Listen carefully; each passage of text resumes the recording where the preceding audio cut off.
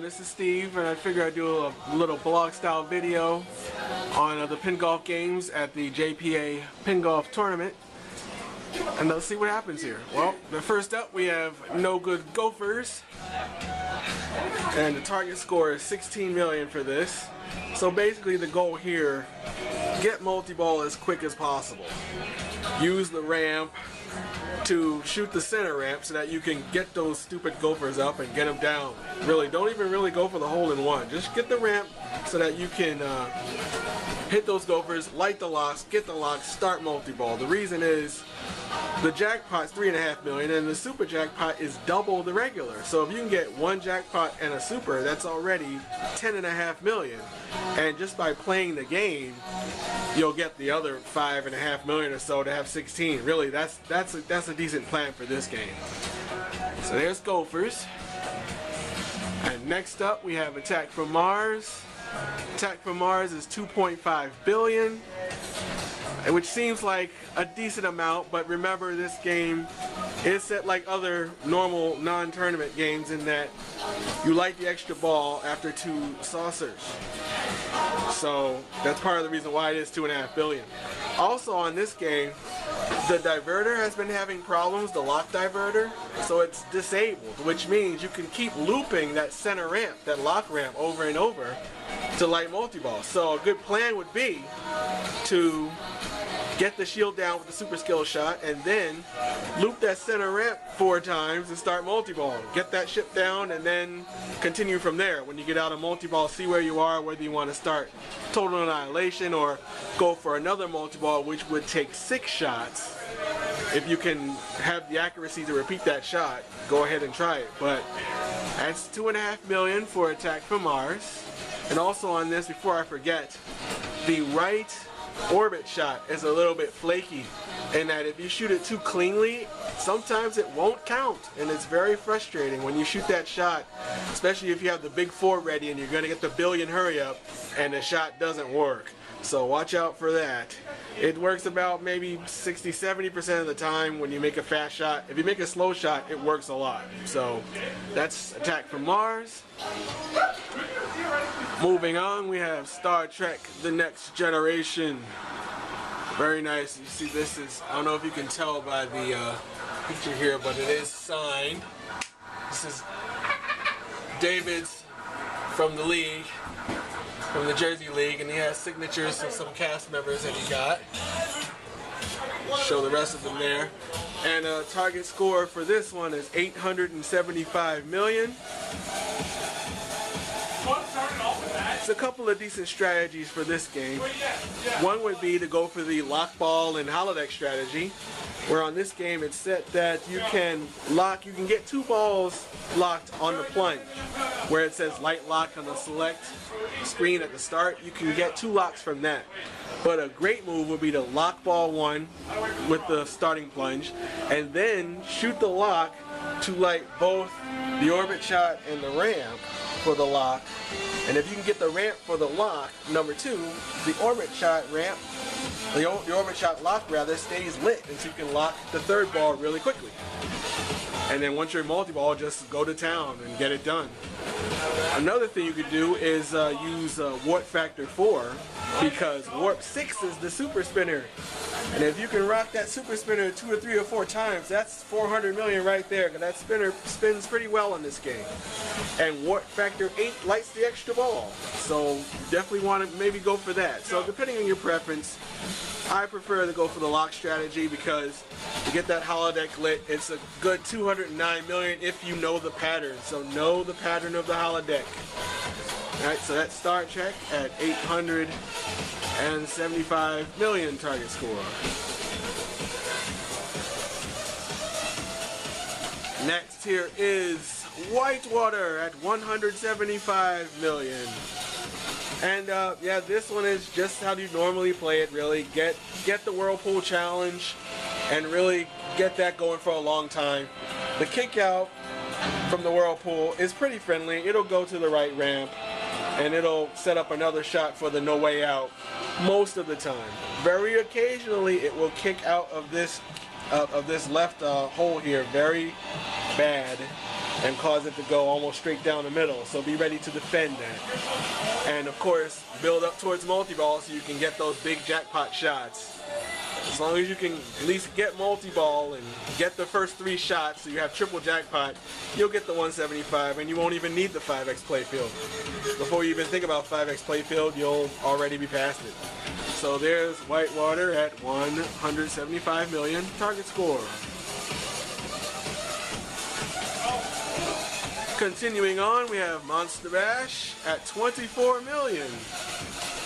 24 million doesn't seem like a lot, and it really isn't on this game as long as you don't miss, ever, especially Creature. A couple of strategies to use on this. First strategy is to Creature all day. Shoot Creature over and over. If you can get 2 full Creatures, that's 30 million, because Creature maxes out at 15 million. If you get 1 million, 2 million, 3, 4, and 5 million on it, and if you get 2 of those, that's 30 million and you're done. The problem is hitting that blue rubber right there causes the ball to head straight for the right out lane. And this game is not very friendly as far as the out lanes. If you're around that area, you're probably dead. Another decent strategy would be to shoot the center spinner 6 times and get Mosh Pit multi-ball ready. However, on this one, you're not going to get very many spinner points because the spinner doesn't spin very much at all.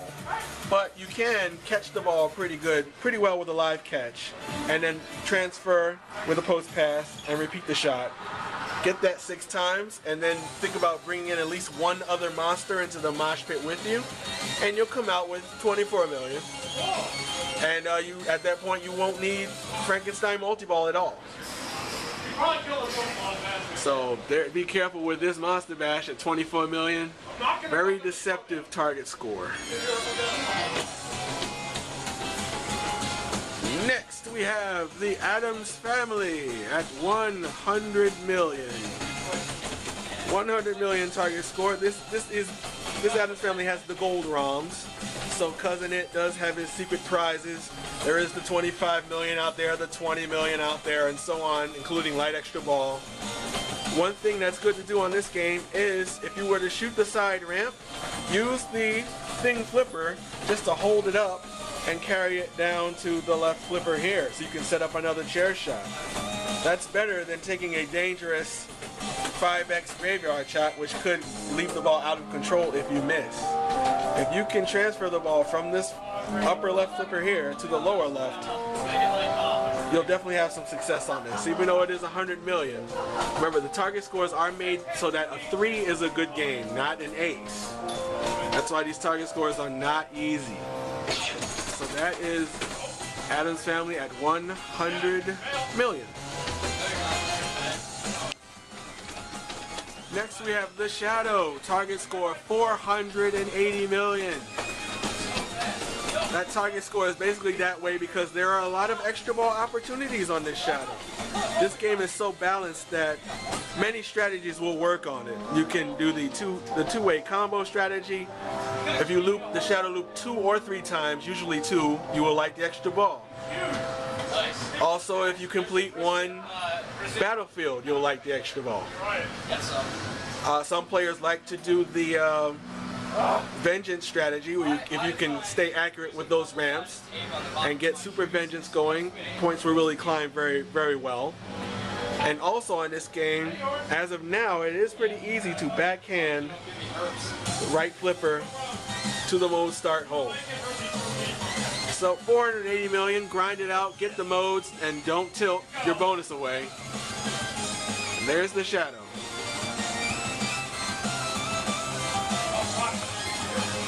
Next we have X-Men at 20 million.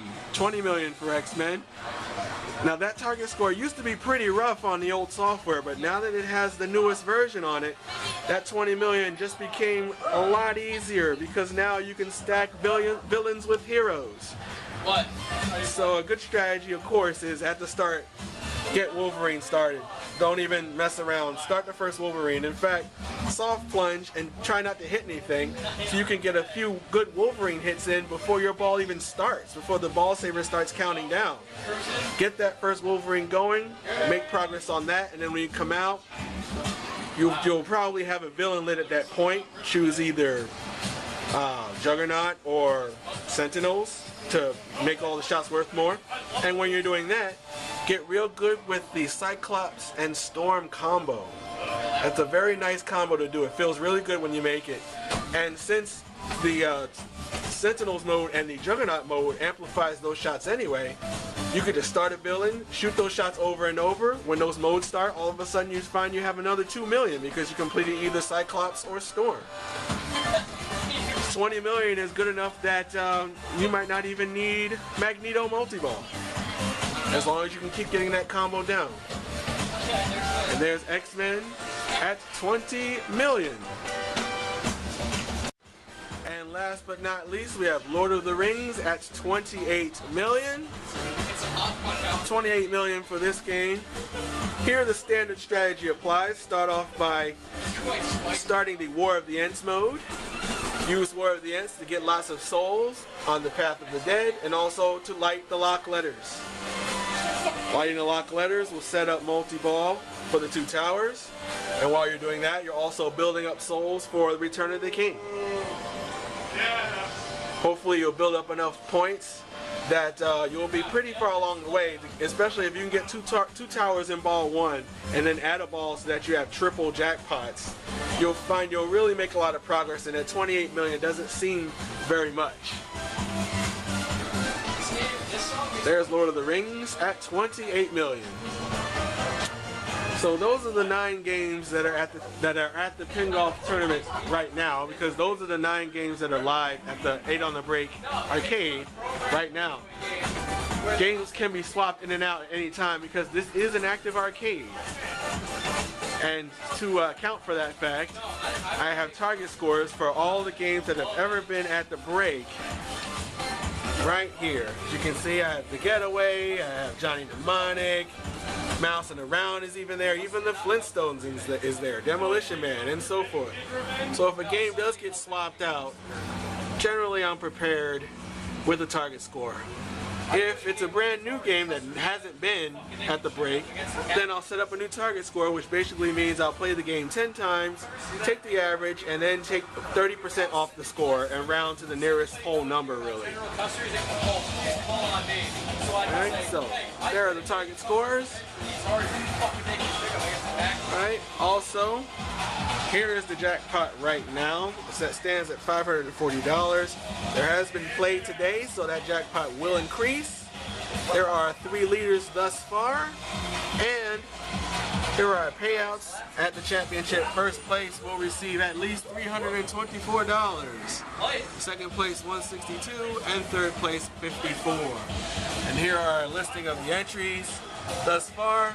This is just page 1. I have every entry that has ever been taken this season. You can see that on PinGolf.org. Just click on the Adobe Acrobat PDF folder and you'll see every entry that has ever been completed that has made up the $540. It starts out at $50, I contribute that initial amount, and then it's $5 entries all throughout the season, which will culminate at the end of the season playoff when they will battle for the cash. You're like, oh fuck, I better want this. Whoever's in the lead will take that advantage into the final. So right now, Sanjay has a 2-stroke lead, and he will take that 2-stroke lead into the first game of the final. Also, I have, just as bonuses to raise interest in the tournament, the 5 Aces prize, which is if anyone were to get a perfect 5 ones on 1 ticket, then it will get a sweatshirt, custom hoodie really, with that logo on the back. I know it's on the front, but that logo will be on the back, and then the JPA League logo on the front. No one's hit it yet. The closest has been Sanjay this season with a 9, but no one has hit the 5 Aces yet. And I'd also like to thank Mark Steinman at Papa for providing one free Papa 16 division entry for the first and second place winners of the tournament. So that's it for me here at the break. Oh, I guess before I end, I'll just show you that I am right in front of perhaps the loudest area of the arcade in history. Here is DJ Max Technica 3, two machines there with their loud pumping sounds. In the Groove 2 and Beatmania 2DX 20 Tricoro. Possibly the loudest game ever, especially when you're trying to concentrate on pinball. But hey, it brings in the cash, so I can't fault them too much. Alright, so that's it from me. Championship is coming up very soon. And good luck to all players. Until next time, I'm Steve, and thanks for watching. Oh, excuse me.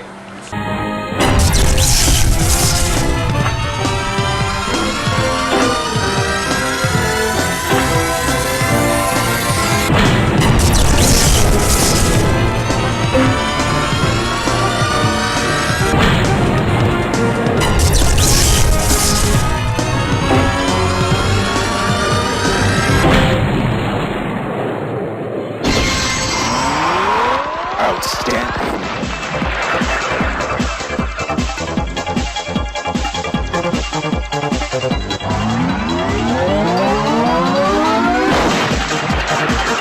Unbelievable.